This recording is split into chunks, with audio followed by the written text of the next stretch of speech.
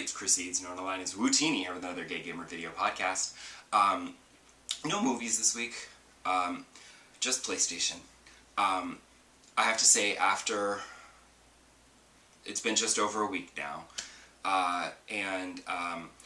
first off, the controller, I've had to charge it twice so far, so it seems like you can only get through a few days. And I'm not like playing for like extended periods of time, but it has needed charging already twice in a week. So that's like, you know, not ideal, but you know, it's not horrible, I guess. And I am sort of getting used to the UI. I still can't quite remember if it's like one long press or two presses, depending on what I want to do, because it's all different depending on if I want to go back out to the main menu to open the capture gallery and share a screenshot on Twitter, or if I want to go to the sub menu at the bottom and, you know, put the PlayStation to sleep. Like, I missed the PS4 where it was like, you press it once and you go back to the main menu and you can check your trophies, you could do screenshots, you could do whatever, and if you hold it down, then you can put it to sleep. This just seems less intuitive, and I am starting to get used to it, but I still find myself pressing the button the wrong way and having to do it again, and then being like, oh no, it's this one. You know, so I have to do it again to get to where I actually want to be. So, not great. Also, I know a lot of people have said that the PlayStation 5 does something interesting. Like the PS4, it will take a screenshot when you earn a trophy. However, the PS5 will also take a short video of 15 seconds of the moment where you won that trophy. And a lot of websites have been like, turn that off, it's just going to suck up all your hard drive space, it's annoying. But I don't want to turn that off because I kind of like the idea of it, and it's already turned out good in one instance, because a lot of times screenshots are crap.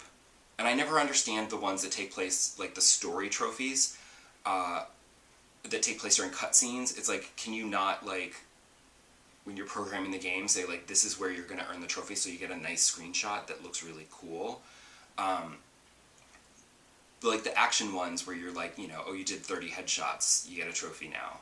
Like, those sometimes aren't even that good or interesting of a screenshot. However, the video is kind of cool. So, like, I'm leaving it on for the time being, though I don't like the big obtrusive banner. Like, there's a big banner. I miss the PS4 with that little tiny box in the upper corner. The big banner, it's a little obtrusive. I'm not crazy about it, and there's no way to remove it. At least in the video, it, like, disappears after a minute. But I like the video idea because, like, the screenshot that I got for reflecting laser blasts back at stormtroopers was like, eh. But the video was much more fun. So I shared the video on Twitter, after I trimmed it down some, obviously. But that's better. Of course, at that point, when I trimmed that video down, I also went into the previous videos and deleted the previous trophy videos because I don't need those. So I just need to make sure that I stay on top of it so that it doesn't start taking up lots of hard drive space. Because the real problem was when I tried playing No Man's Sky and also Horizon Forbidden West, when I loaded up my game save from the PS4, it carries over my progress in the game, but that also includes my trophies. So all of a sudden, the capture gallery filled up with like dozens of screenshots and videos of menus, because that's what the game was doing at the time that it earned the trophy. And I just had to go in and delete them all. And then, like, I'd go back the next day, and suddenly there were more, and I'm like, delete, delete, delete, delete. It was super irritating. So I'm gonna have to try to stay on top of that. We'll see if I can manage it, or if I'll suddenly be like, where's all my hard drive space? And then I'll have to sit there for like an hour deleting videos. But as you can obviously tell, based on what I've been showing you, is I have been playing Star Wars Jedi Fallen Order. Yeah, there's been no Pokemon.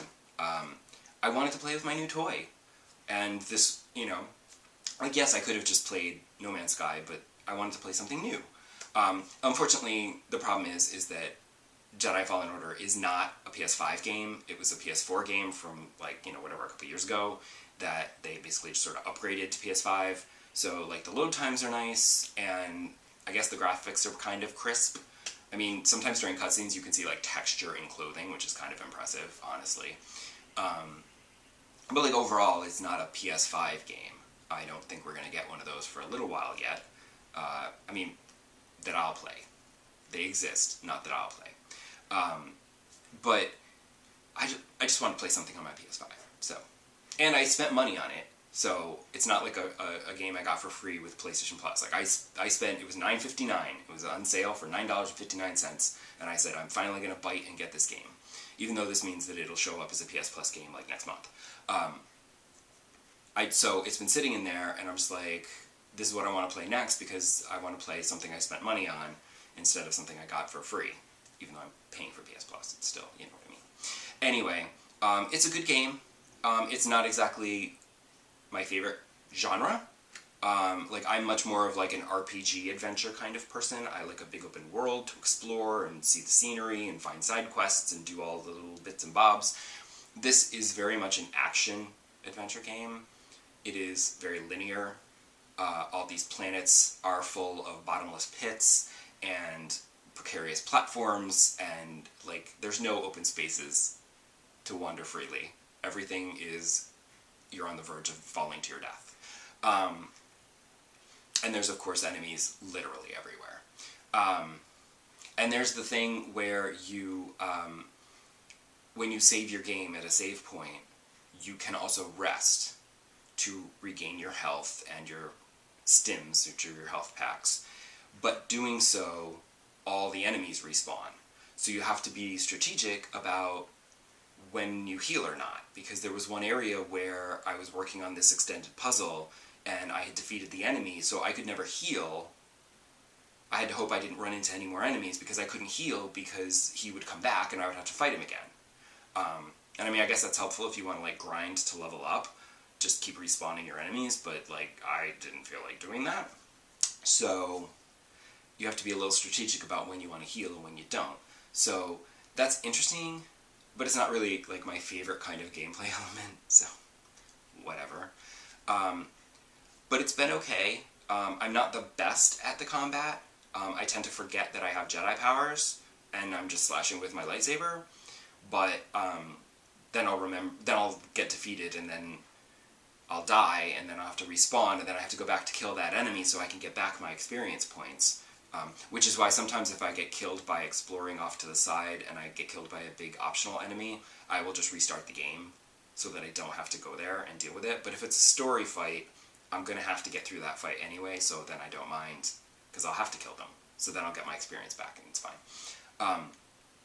But I do feel like at some point later in the game, I don't know where I am exactly, but I do feel like later in the game I'm going to have to drop the difficulty. I'm playing on normal, but I'm probably going to have to drop it down to easy/story, because I'm just anticipating, like, this massive spike of difficulty at the end of the game, and I don't feel like I'm going to be leveled up enough to, like, actually make it through unscathed without dropping it to easy.